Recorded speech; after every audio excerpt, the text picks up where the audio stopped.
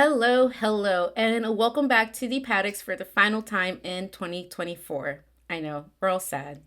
Today, we're going to be going over some of our most memorable moments from this season. Were we ready for the season to come to an end? Absolutely not. But no one ever is, if we're being honest here. But man, what a season it was. On today's episode, we have Ito, Amy, Hannah, myself, Melissa, and Chelsea behind the scenes. So sit back, grab your favorite drink, snack, and maybe some tissues, and let's get started with the season's recap with our favorite wins from this season. Now, my favorite wins this season, I'll have to say, it's between Charles in Monaco and Lewis in Silverstone. Charles, for the special reason being that he wanted this race, or excuse me, this win in his home race pretty much his whole F1 career, and seeing one of his dreams come true was just simply poetic. And now that win that Lewis got in Silverstone, I can go on a tangent about this one, but don't worry, I won't. Now, it is my first time seeing Lewis win a race since I've started really getting into the sport, so I just been waiting for this moment for a very long time. And seeing that win was just so memorable. The emotions behind that as a fan, as a spectator, everything. It's just safe to say there was no dry eyes in the Sorto household. I mean, I'm just gonna have to agree with you, Mel, because home race wins are special, but especially because, for example, with Charles, he had that quote unquote Monaco curse and he finally beat it. Like, that is just chef's kiss. And I mean, Lewis is just Lewis. But I'm gonna have to highlight two other ones. I'm gonna have to highlight Carlos in Australia. As for one, he was once again the one to break the Red Bull streak. But also the fact that not even 2 weeks prior, he got his appendix out. Like, mind blown. For my second fave, I'm gonna have to contradict myself because I just congratulated Carlos on breaking the Red Bull streak, because it's gonna have to be Max in Brazil. Because while I don't usually love it when one driver or one team runs away with everything. I mean, I hated last season, not gonna lie. But he hadn't won since June at that point. So I was like, you deserve this. You did a masterclass in the rain. Go off. Now, for me, it was pretty difficult to pick what my favorite wins are, to be honest with you. But I feel like the top ones for me was Charles and Monza. There's really no words that I could say that will sum up this moment for Charles and the Ferrari team and the Tifosi in Monza. But I truly believe my favorite moment was actually Lando when he won in Miami. Now, this is a win I feel like he proved to the haters all wrong and officially broke that streak, which continued on for him to have a tremendous rest of the season with many more wins officially under his belt, where he actually ended up becoming a contender for the Drivers' Championship. But I do have to highlight this because Singapore will always be my favorite. Lando's win in Singapore, it was iconic in its own way, but Singapore's night race feels like no other, and the pictures that come out of that, chef's kiss, literally. Now, for me, I also have two picks. I have to go with Oscar and Azerbaijan. It, for me, really just felt like a redemption win for him. I have absolutely come to adore Oscar Piastri. He honestly might be my new favorite comfort Aussie on the grid moving forward. We're going to see if that changes with Jack Doohan coming on the grid. I don't know what I'm going to do. We'll figure it out, people.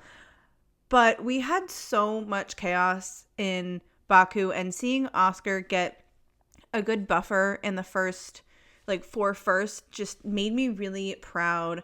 While it may have been the most stressful weekend of Oscar's life at the moment, I think it's a win that he is going to be just really proud of.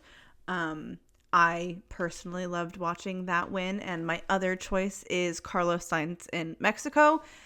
Another spicy race. You guys know I like a spicy race. You all also heard me yap about how much I loved this race on the race recap, so I will keep this kind of short, but like between my obsession with his helmet and the race in general, it's one that I will personally be rewatching over the break because I just love a Carlos Sainz podium. It's just so much fun.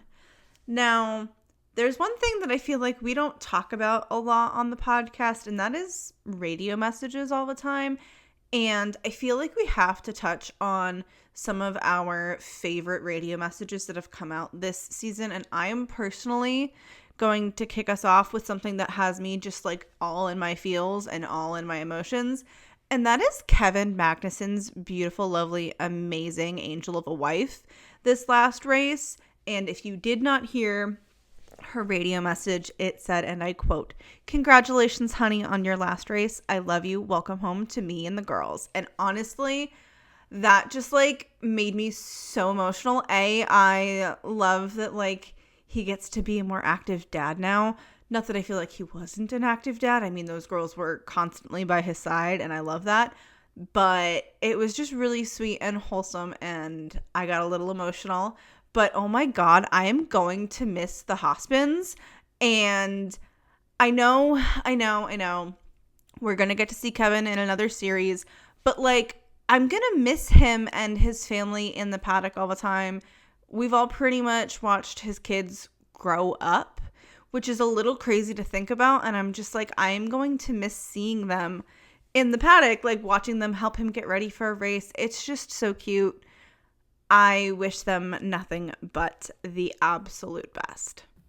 I know I'll definitely miss seeing the little videos of his oldest on her little scooter, just scooting around the paddock because, I mean, it's just the cutest thing. And Haas was the ultimate girl dad team, if we're being honest here.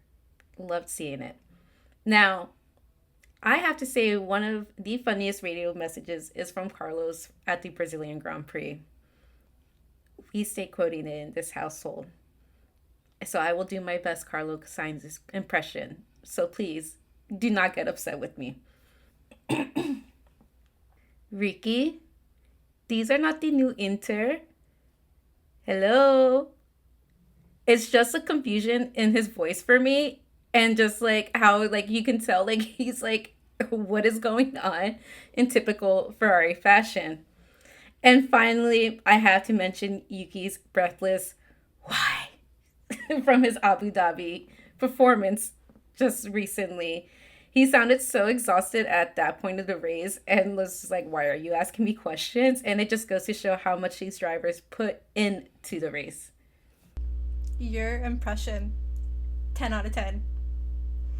We need to hear it more often, please, and thank you. Now, this is not necessarily my favorite radio message, but I definitely feel like it's the one that resonated with me the most out of the whole season. And every girl in PGP watched Brazilian Grand Prix. If you haven't, I highly recommend it. This one hit close to me because if you saw the Brazilian Grand Prix, you know it was chaotic to the max. Now, for me, one of it was a message from Ollie Bierman. He said this to his race engineer, Mark Slade, at one point, asking, "How are we allowed to race like this? Someone is going to crash big time. Come on, talk to the FIA. This is really dangerous." And then he quoted on adding, "I'm trying not to die." Now, if you watched that race, FIA should have intervened and canceled the race multiple times, but they didn't. Everybody survived.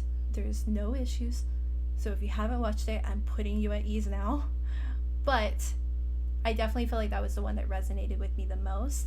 But I'm going to also mention a fun little radio message. And of course, as a Lando Norris girly, along with Meg, she agreed with this one, was the Miami radio message where over the radio, after he got his maiden win, he yelled, "About effing time. I love you all. Thank you so much." And then in all caps, "We did it, Will," which Will is his race engineer. Then thanked the important people on his team and everyone at McLaren, and then said, "I finally delivered for you. Thank you so much. I'm so proud of everyone. Let's keep fighting. And this is just the beginning. Love you all." which really loved because not only did he take the appreciation, he also thanked everybody else. And to be fair, it was only the beginning. But for me, I'm going to have to go with tearjerkers again, because the last time Bono said it's hammer time, oh my god. I mean, don't get me wrong, I'm a Lewis fan before I am a Mercedes fan, and as everyone on PGP knows, Ferrari over Mercedes any day of the week. So of course, I was super excited February 1st when the news came out that Lewis was moving to Ferrari. Yet when I heard that iconic line said by Bono, it just drove home the fact that Bono is not moving with Lewis. The iconic duo is breaking up. And I was disappointed, to say the least. And their last Hammer Time message, just nostalgia, but also so much sadness. I mean, there's so many other radio messages I could highlight, like Ferrari and Charles in Monza, or the Monaco messages, or Christian's message to Max after Daniel got the fastest lap in Singapore. But I'm going to have to again mention an Abu Dhabi message, and this one is the one by Charles, where he said that he's just waving to his brother during FP1. I mean, just the fact that it was the first time that brothers were teammates on track in F1, just all the feels. But then the wave message, icing on the cake. Now, for me, one of the radio messages I have to include is George Russell after winning in Austria, and that is the Yabba Dabba Doo message, because hearing posh, like super British Princess Georgie, George William Russell give me Flintstones realness was not something I knew I really needed in my life until he said it. And when I tell everybody that this had me on the floor, I could not stop laughing. I even say this as somebody who is not the biggest George fan. It was kind of iconic. Now, I have to do one final radio message, especially because as of right now, this person does not have anything to do with F1 for the 2025 season, at least that we are aware of currently, and that is Zhou Guanyu. And this man dropped the sassiest of sassy radio messages in Vegas to Franco Colapinto, who also currently does not have anything confirmed with F1, and that is Zhou going, "See you fucking later, Colapinto."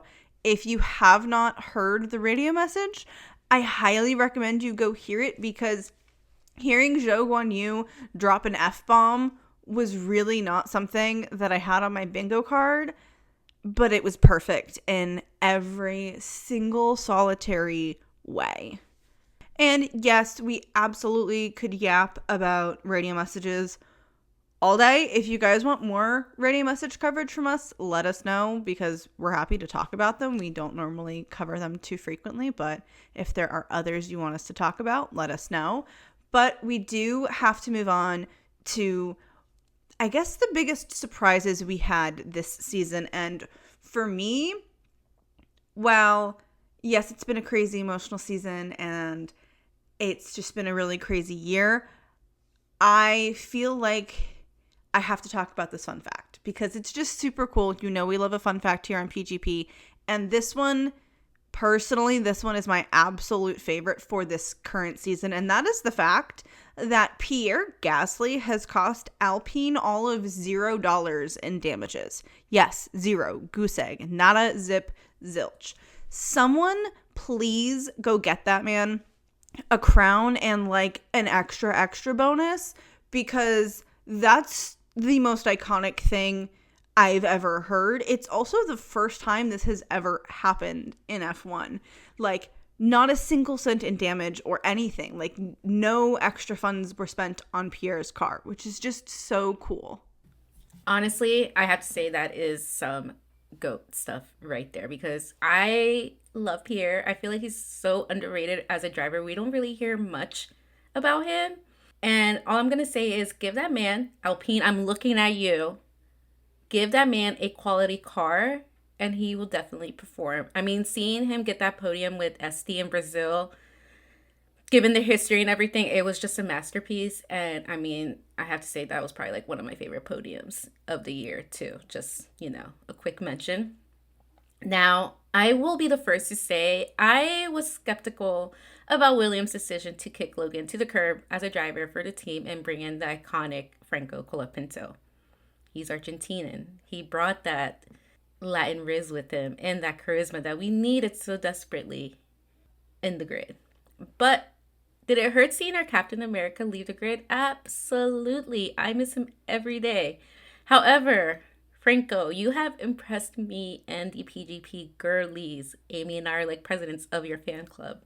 Please get us some merch. To score points in the first race he's in and to outperform Alex in some of the races and quali sessions, like, it's really, really iconic and really impressive, especially coming in as a rookie driver mid-season. And it's safe to say he has left quite the impression on us F1 fans. So I think we'll definitely be seeing Franco on the grid again in the future. And please, Franco, no media training. We love you just the way you are. I swear to the F1 gods, if Williams tries to force media training onto Franco, I'm going to absolutely riot. He has 1000% warmed his way into the hearts of every single Formula One fan everywhere. And I refuse to believe otherwise. If someone were to tell me that they don't like Franco, I'd have to question them immensely, because even just watching the FIA awards ceremony, there were so many comments with his name. Like, the fandom this man has somehow acquired in all of 9 races is something that I feel like needs to be studied, because I'm actually really impressed from like a PR marketing standpoint. I had the pleasure of going to the Williams pop-up event when I was in Austin and got to see him when he was doing like his interview and all that. And that man was so unhinged, living his best life. Gave no shits about them telling him to stay on track. He was just more interactive with the audience than he was with the gentleman trying to ask him questions, and I absolutely loved it. Now, knowing Franco won't race in 2025 and hasn't been officially announced as any reserve driver for 2025 does bug me still, because like, F1 teams, figure it out, please. And while I am upset about Logan, Franco brought a very fun and light energy to the paddock. Especially like Mel and Amy said, his chaos and willingness to not follow any media training and do his own thing is iconic. Now, I do have to mention the amount of diverse podium winners we have got this year has been utterly insane and also amazing to watch. Like, seeing a non-dominant car with a strong driver win the Drivers' Championship is not typically common. It typically takes a dominant car and a dominant driver to win, or just an extremely dominant car. So to have not necessarily a dominant car that was more like midfield with win, chef's kiss. Amen. And I mean, it's also very impressive that Max could build out such a lead at the beginning of the season to then fall off, basically, and then still win it. Like, at the start of the season, I was like, this is not going to be spicy. This is going to be like last year. But no. Yet he still ran away with it. Which just goes to show how much of a driver he is, because, as Hanna said, it was a mid-car. But I'm not going to yap too much about Max, because there were so many good surprises this season that it was honestly hard to narrow down it also honestly feels like more than one season, to be honest. And that's why I want more Drive to Survive episodes. So, Drive to Survive, if you're listening, we need like 20 episodes instead of the regular 10. Now, as for actual surprises, I could go obvious in my eyes and say Lewis to Ferrari as the biggest surprise of the season, which it kind of was, but as it wasn't truly the season, I won't. Or, as Mel mentioned, I could go with Franco because, again, shocker, but it feels too obvious. That's why I'm going with Ollie Behrman. From stepping into the car at Saudi as the youngest Ferrari driver ever, with just one practice session and driving straight into the points, to replacing K-Mag at Haas twice, once for the race ban in Baku, and then because he wasn't feeling well in Brazil, and scoring points in Baku, which street tracks, hard, especially for inexperienced drivers to score points at. That's why he is my surprise of the season. Plus, he also outperformed Nico Hulkenberg. And honestly, it just proved beautifully why he deserved that race seat at Haas. And I'm excited to see what he actually makes of it full time.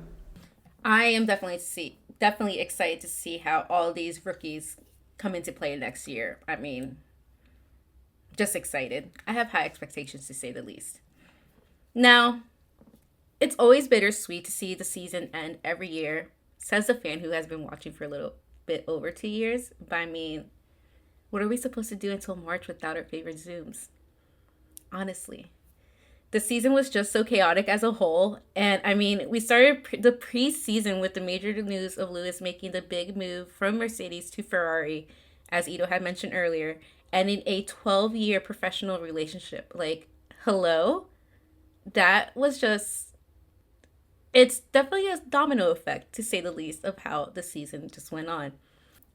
To see iconic drivers leave the grid mid-season, VCARB, Visa Cash App, whatever you guys are called nowadays, Toro Rosso is what I'm going to call you guys forever. I'm still upset at how you treated Danny Rick like that. And Alpine, don't think you're slick with cutting Esteban from the team right before the last race of the season. Thin ice. Okay. Now, I definitely would have not predicted the season going the way it had gone this year. We had so many different race winners that won multiple times.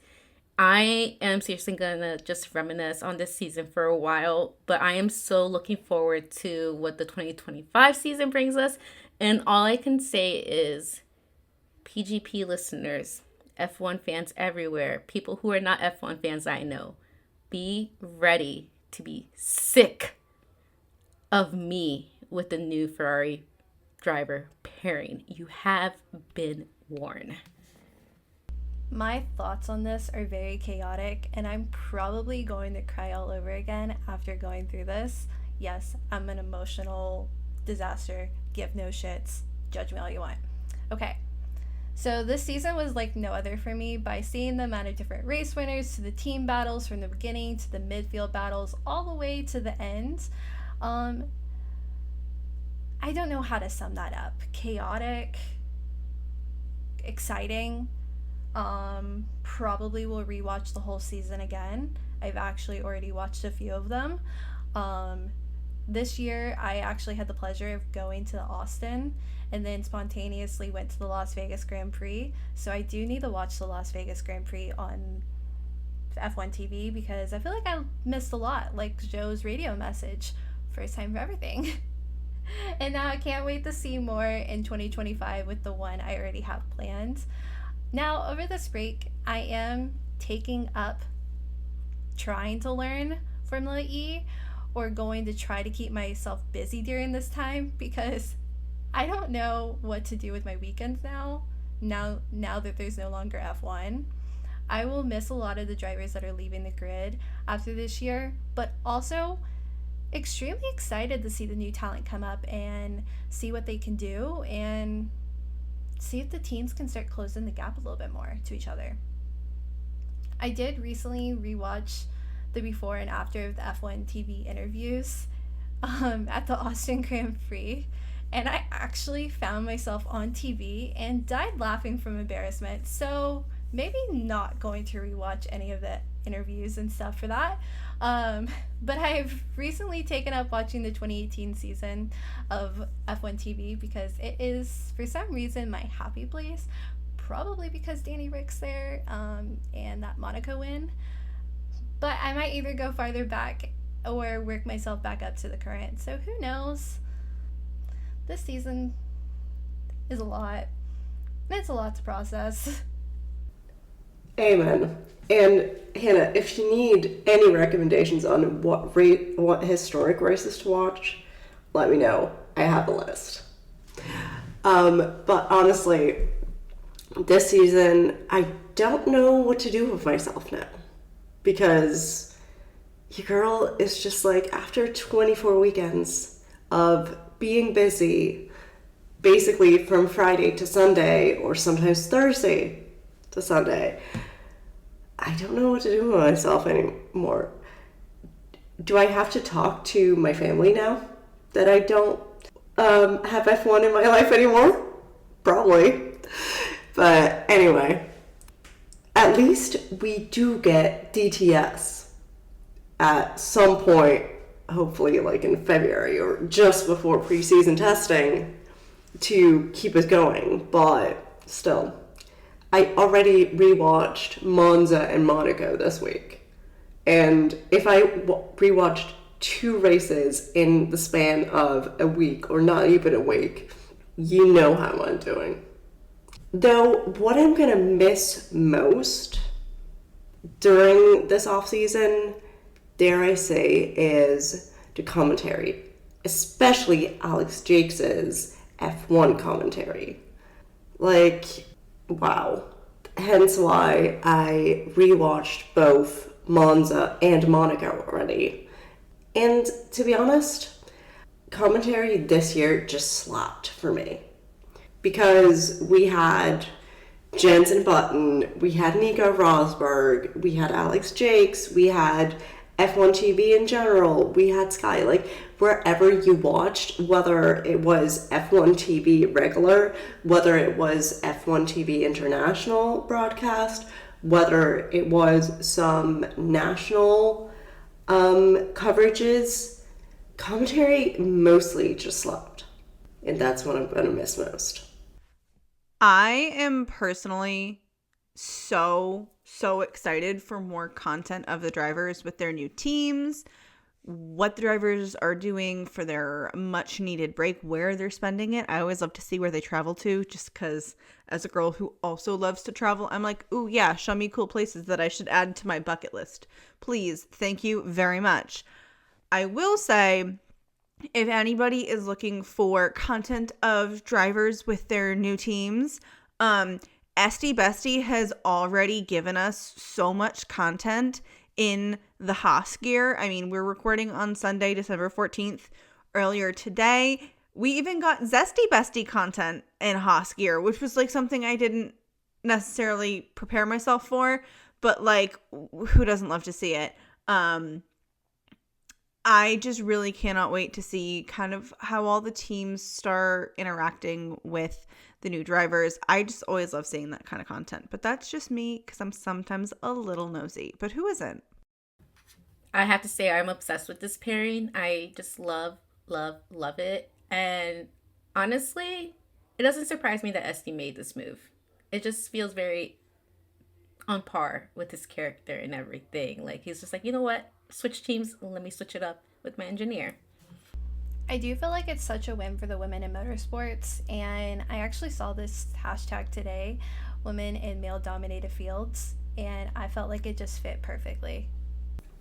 It is so perfect, especially because she's going to be, or was in postseason testing, the first woman to directly communicate with a driver ever. Because while we had female engineers like Ruth Buffscombe or Hanna Schmitz, they never spoke to a driver directly. And To me, that is very important because a lot of more, dare I say, casual F1 fans don't actually like.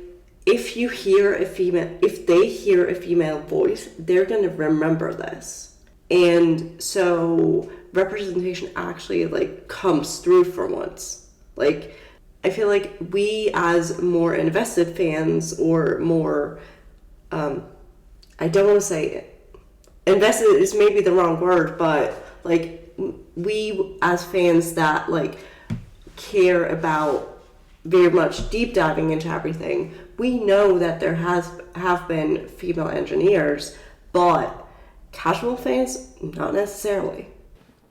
Now, after a long weekend of racing, we got to see Yuki test for Red Bull for the first time. And after the testing sessions, he said, quote, "I feel like the car suits my driving style, and I haven't struggled much at all to adapt." He also stated how happy he was able to complete the testing for the team. Now, I do have to say, seeing Yuki in that Red Bull suit, it just fits him so perfectly with that Red Bull aura, his aura. Like, I love it and I'm obsessed. I will, if they make the change, I will definitely be getting some Yuki merch with that. But y'all know I am the president of the Yuki to Red Bull fan club, so I am really hoping we will see it happen in the near future. I loved seeing Yuki in the Red Bull suit, and when I saw it, I was like, I'm hoping this could lead to what we all hope it could. But then I feel like they've led us up to it, where they've like hinted that it could happen, and then let us down again. So I'm trying not to get my hopes up too much. But with all the Carlos rumors, Checo rumors, you just never know. Now, another thing that we had at postseason testing, we had Carlos testing with Williams.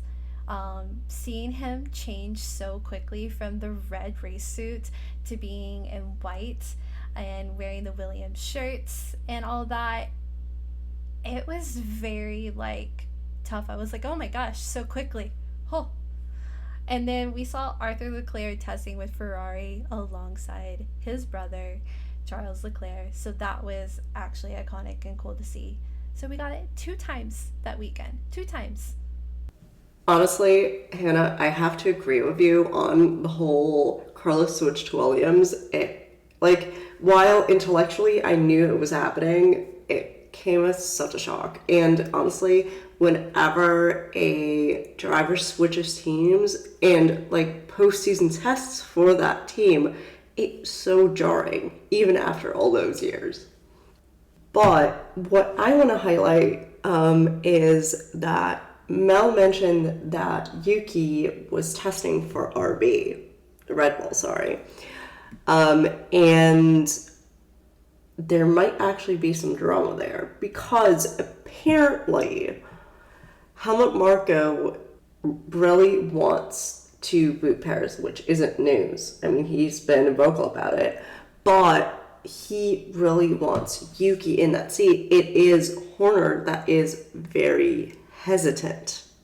And I think that's why they had him postseason test. And fingers crossed he gets that promotion. Now, I don't know about you guys, but I am sad the season is over because, again, what are we supposed to do until March? I mean, yes, we have delivery showcase with all the teams all together for their 75-year anniversary. Very excited about that. And preseason testing to look forward to. And we know silly season is really no longer a season anymore. It's more so silly year, if we're being honest.